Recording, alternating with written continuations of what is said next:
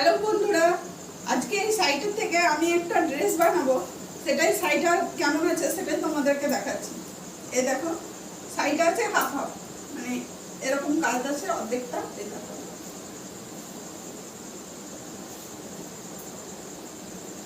আর এটা পুরো প্লেন আছে।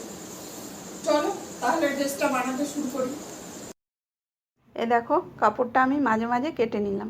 একদিকটা থাকবে প্লেন, একদিকটা ওয়ার্ক দেওয়া।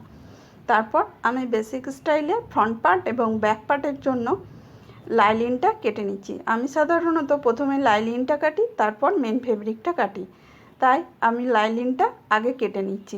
এ দেখো, আমার লাইলিনটা কাটা মোটামুটি কমপ্লিট হয়ে গেছে।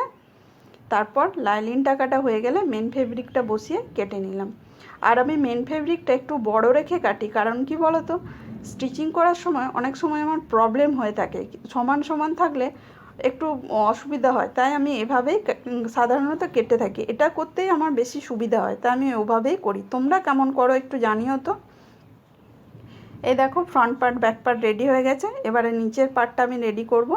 নিচের পার্টটা আমি কলি দিয়ে করব। মোট 8টা কলি করব, সামনে 4টে, পিছনে 4টা। তারপর এইভাবে এগুলোকে জুড়ে দেব, তাহলে বেশ সুন্দর হয়ে যাবে। আর আমার হাতাটাও আগের থেকে আমি কেটে রেখেছি। এই দেখো, আমার কাটিং কমপ্লিট। এই দেখো, ড্রেস পুরো রেডি হয়ে গেছে। আমি দানিতে পরিয়েও নিয়েছি।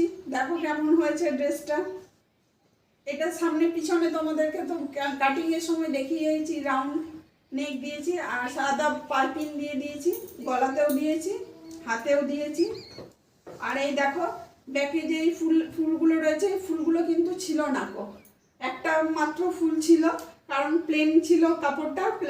আর এইগুলো কেটে আলাদা করে অ্যাটাচ করেছি। হাতটায়, তাই হাতটাতেও একটা মাত্র ছিল। এই দেখো, এইভাবে সব ফুলগুলো আমি আলাদাভাবে কেটে কেটে অ্যাটাচ করেছি।